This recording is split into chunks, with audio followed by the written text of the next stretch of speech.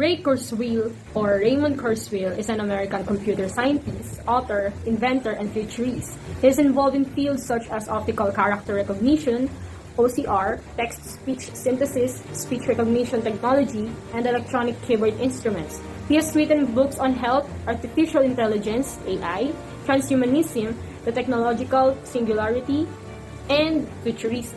Kurzweil is a public advocate for the futurist and transhumanist movements and gives public talks to share his optimistic outlook on life extension technologies and the future of nanotechnology, robotics, and biotechnology. Singularity is a unique event with profound consequences. From the quote known, "Small events, big consequences." It can also be related to the butterfly effect. A small change in one state of a deterministic nonlinear system can result in large differences in a later state. Singularity in technology describes a hypothetical future where technology growth is out of control and irreversible, similar to a black hole. In technology, the singularity describes a hypothetical future where technology growth is out of control and irreversible. This explains the nature of exponential growth. What is exponential growth? Exponential growth was explained as deceptive and start out almost imperceptibly and then explodes with unexpected fury. And it can be applied in singularity. A mathematical singularity, a linear plot, such a mathematical function that never achieves an infinite value since dividing by zero is mathematically undefined. After explaining the mathematical singularity, let's go back to exponential growth.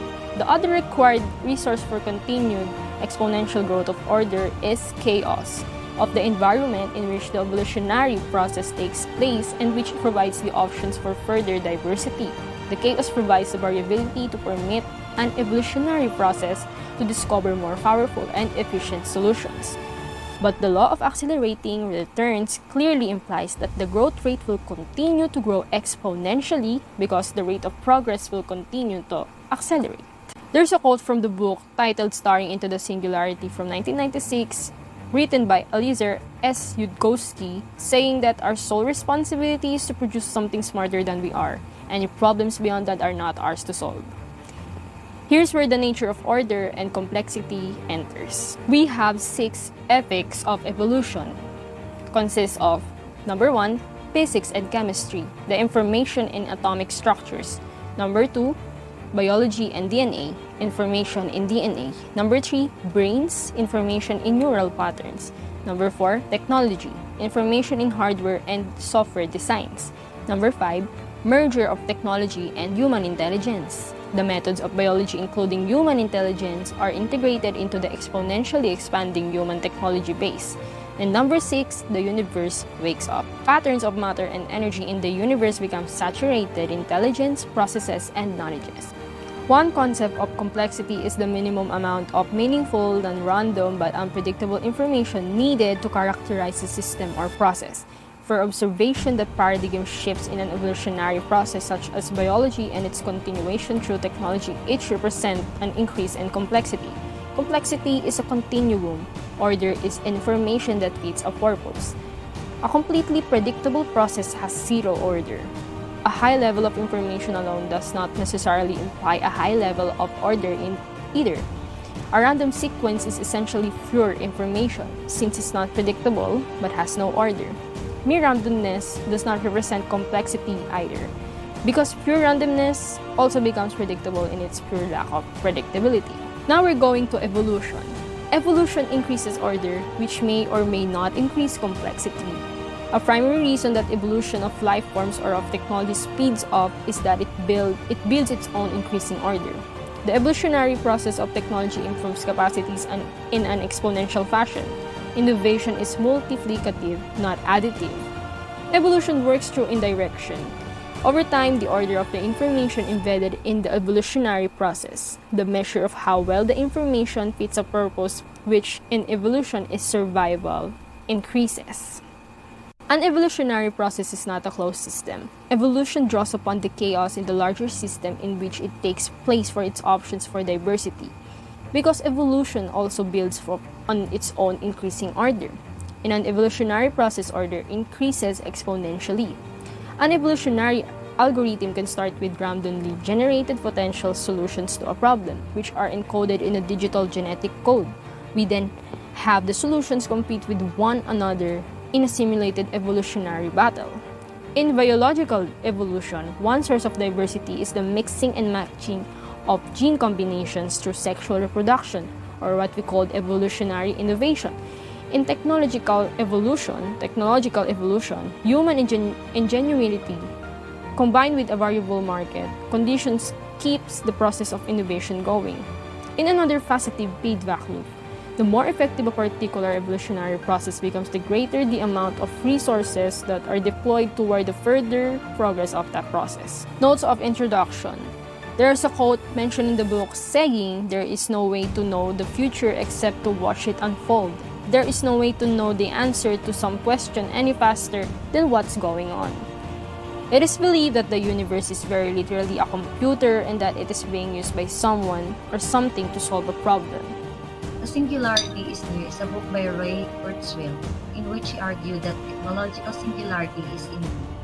He described technological singularity as a future period during which the pace of technological change will be so rapid, its impact so deep that human life will be irreversibly transformed. Here are some highlights from the Singularity is Near. First, technological singularity. Kurzweil argue that we are rapidly approaching a technological singularity, a point in time where the pace of technological progress will accelerate exponentially, leading to a fundamental transformation of human civilization. Second, Moore laws. Kurzweil described how the exponential growth of computing power, as described by Moore's law, has led to the rapid development of technologies such as artificial intelligence, nanotechnology, and biotechnology. The third is merging of human and machine intelligence. Kurzweil predict that these technologies will eventually lead to the merging of human and machine intelligence, resulting in a post-biological world where humans will be able to overcome their physical limitation and achieve immortality. The fourth is prediction about the future. Kurzweil make numerous predictions about the future of technology and humanity, including the creation of machines that are intelligent as human by 2030s, the ability to offload human consciousness into machine by the 2040s, and the possibility of eliminating disease and poverty through advanced technologies. The fifth is criticism. The book has been both praised for its insightful prediction and criticized for its overly optimistic view of the future.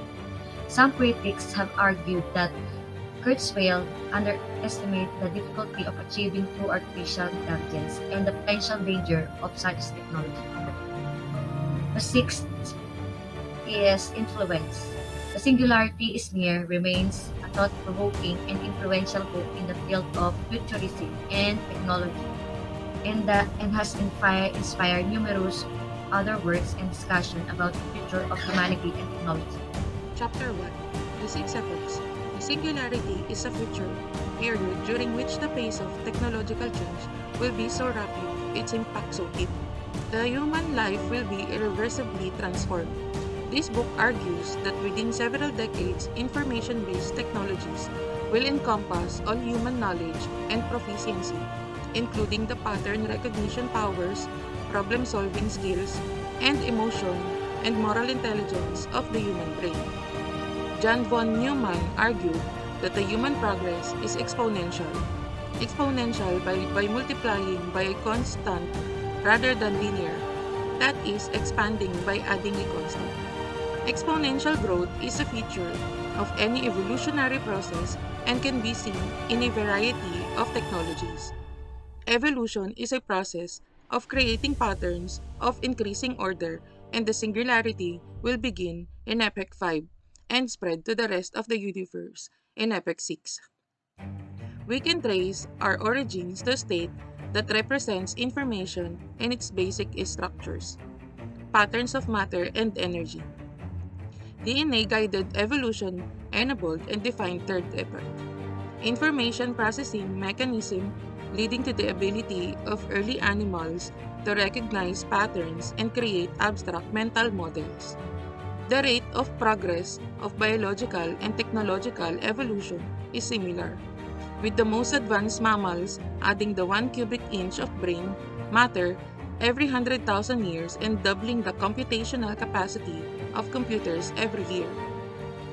The singularity is the merger of the vast knowledge embedded in our own brains with the greater capacity, speed, and knowledge sharing ability of our technology. It will, it will enable us to overcome age old human problems and increase our creativity, but also amplify our destructive inclinations. It is the ultimate destiny of, of the universe. As intelligence will begin to saturate the matter and energy in its midst, reorganizing matter and energy to provide an optimal level of computation. The singularity is the process of our civilization saturating the universe with human-machine intelligence, eventually reaching the maximum speed of information travel. Chapter 2. The singularity is the inevitable result of the law of accelerating returns, which describes the acceleration of the pace of and the exponential growth of the products of an evolutionary process. These products include information-bearing technologies such as computation, and their acceleration extends beyond the prediction made by Moore's law. This evolutionary process is marked by mastery of change, and our sole responsibility is to produce something smarter than we are. It is important to examine the nature of this evolutionary process. Technology has revolutionized the boundaries of observation, allowing humans to see to the edge of the observable universe and down to quantum scale subatomic particles.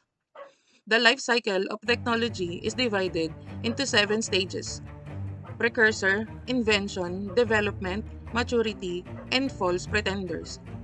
Moore's law is the law of accelerating returns that have gained public recognition since Gordon Moore observed that we could squeeze twice as many transistors onto an integrated circuit every 24 months. Moore's law is a quantitative example of the exponential growth of computing, and Stephen Wolfram's book, A New Kind of Science, argues that increasing complexity can originate from a deterministic algorithmic system. Wolfram's thesis is supported by Charles Babbage's mechanical computer and Alan Turing's Turing machine. But the digital divide is getting worse as the number of digitally connected humans is growing rapidly. The law of accelerating returns is an economic theory that emphasizes energy costs, commodity prices, and capital investment while overlooking computational capacity, memory, bandwidth, the size of technology, intellectual property, knowledge, and other increasingly vital constituents. Chapter 3. Gordon Moore predicted that integration would bring about proliferation of electronics, pushing the science into many new areas. He also predicted that by 1975, economics may dictate squeezing as many 65,000 components on a single silicon chip. Moore's law predicted exponential growth of the price performance of electronics based on shrinking the size of transistors on an integrated circuit. Nanotechnology offers many new knobs to continue improving the number of components on a die. We have already seen progress in enabling technologies for the sixth paradigm, and an analysis of the amount of computation and memory required to achieve human levels of intelligence. This will bring us to computers in the late 20th century. Molecular three-dimensional computing is advancing, with new technologies such as nanotube and nanotube circuitry, molecular computing, self-assembly in nanotube circuits, biological systems emulating circuit assembly, DNA, spintronics, and quantum computing. Nanotubes are small and fast, with 1 cubic inch of circuitry being up to 100 million times more powerful than the human brain. Self-assembling of nanoscale circuits is a key enabling technique for effective nanoelectronics, allowing improperly formed components to be discarded and large-scale circuits to be created in test tubes. Duke University researchers created molecular building blocks called tiles, out of self-assembling DNA molecules, and were able to control the structure of the resulting assembly, creating nanogrid. DNA computing is a powerful technology that combines DNA with ATP to create a liquid supercomputing system with 660 trillion calculations per second. Spintronics is a form of computer technology that exploits the properties of electrons to achieve the efficiencies of, of superconducting at room temperature, increasing the potential for memory and computational density. SIMD technologies such as DNA computers and optical computers can be used to replicate certain aspects of the human brain, but general purpose computing with MIMD architectures is needed. Quantum computing is an advanced form of SIMD parallel processing, with proofs of concept for single molecule transistors, memory cell based on atoms, nanowires, and method to self-assembly and self-diagnose components. IBM's Blue Gene supercomputer provides 360 trillion calculations per second. Chapter 4. Scientists are at a turning point in neuroscience knowledge and computing power, and it is possible within the next 2 decades to formulate a meaningful understanding of brain function. This is based on several measurable trends and a simple observation. Scientific advances are enabled by a technological advance that allows us to see what we have not been able to see before. Reverse engineering the brain is a challenge that combines human level intelligence with the computer's inherent superiority in speed, accuracy, and memory sharing ability. Our ability to reverse engineer the brain is growing exponentially, allowing us to understand the principles of operation underlying our thinking and develop software for intelligent machines. This grand project will provide us with precise insights into ourselves, new ways to treat neurological problems, and the ability to vastly extend our intelligence. Scanning technologies are improved spatial and temporal resolution, allowing us to replicate human intelligence in more powerful computational substrates. Brain scans and neural models can be used to design more intelligent algorithms based on self-organizing paradigm. Analog computing has an engineering advantage, making it potentially thousands of times more efficient than digital computing. Parallel designs for computers are limited, but functionally equivalent non-biological recreations of biological networks. Neural networks cannot be built using these principles. Neurons have few neuron firing cycles. Connectionism was the first self-organizing paradigm introduced to computation, and Hebrean reverbatory memory can lead to long-term memories.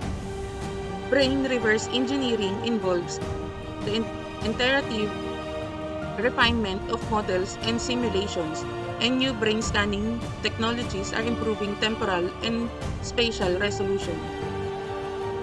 Neural chips are used to emulate the analog nature of neural processing, and artificial 16 circuits are being used to create military robots and robots to assist the disabled.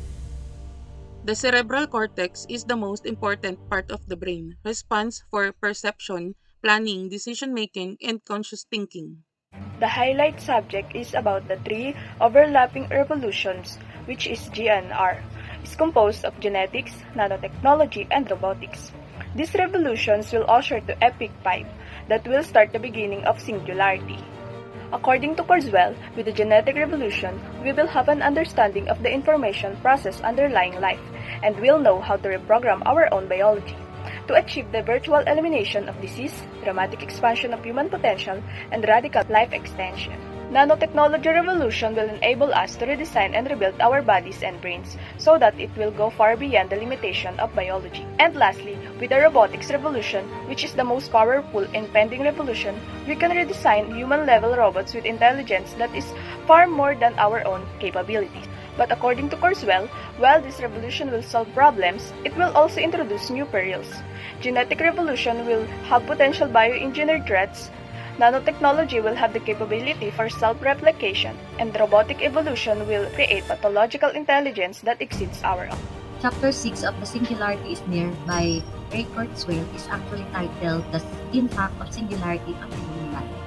In this chapter, Kurzweil discusses how the singularity, which he defined as the point at which human intelligence and technology become indistinguishable, will have a profound impact on the human body.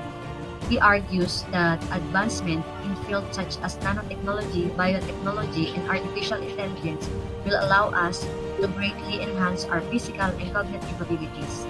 Kurzweil predicts that we will be able to overcome many of the limitations of our current biology, such as disease, aging, and death.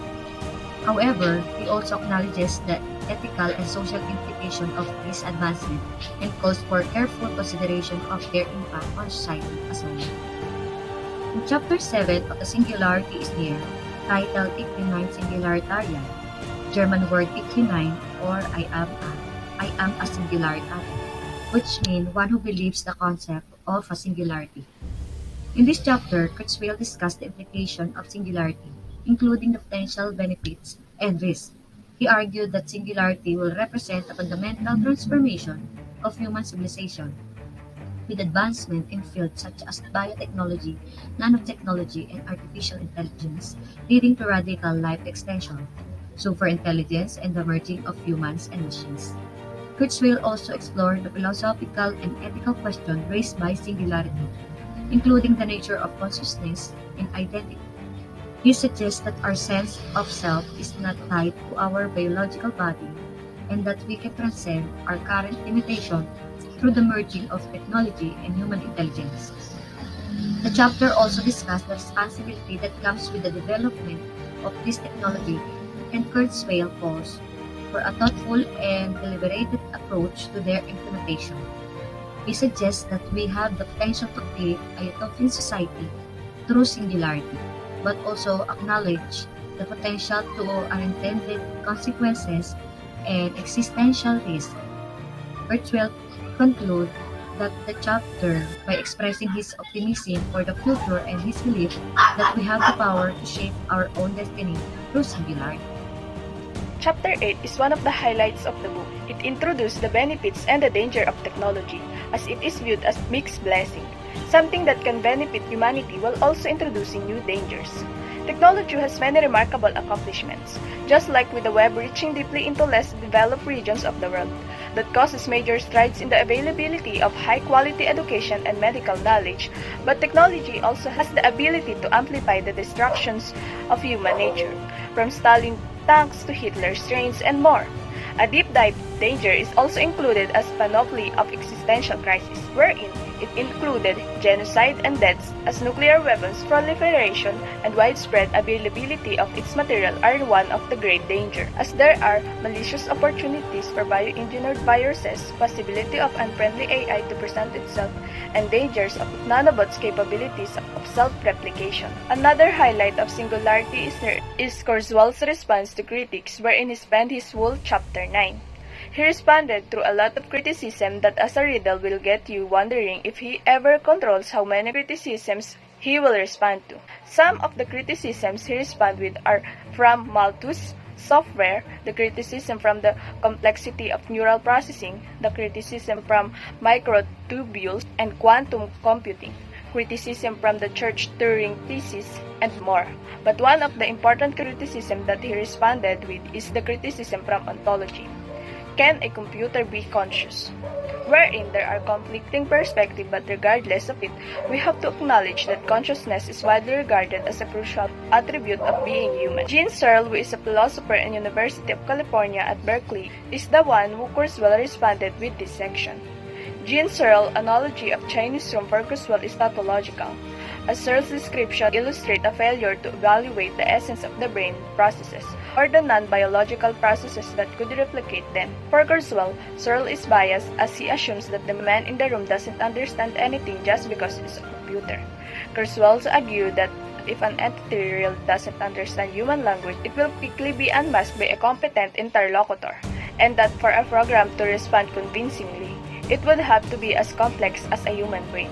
Most importantly, the man is acting only as the central processing unit, and while he may not see it, the understanding is distributed across the entire pattern of the program itself and the billions of notes he would have to make to follow the program. So for Kurzweil, Searle had failed to account for the significance of distributed patterns of informations and their emergent properties, and that Searle had a wrong understanding of future computer programs that will lead to reverse engineering of the brain. There's no doubt that singularity is happening to us right now and keeps progressing to its premises. The traditional strengths of human intelligence will be surpassed by this phenomenon. The Book of Singularity is Near by Ray Kurzweil. It's a thought-provoking and ambitious book that explores the future of technology and its potential impact on humanity. Kurzweil's predictions about the coming singularity, a point where artificial intelligence surpasses human intelligence, are both fascinating and controversial.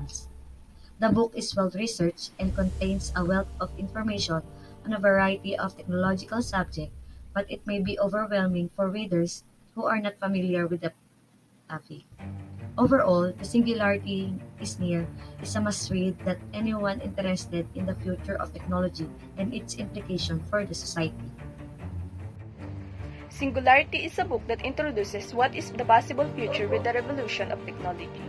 Kurzweil's approach with this book is very theoretical and can be complicated for some readers.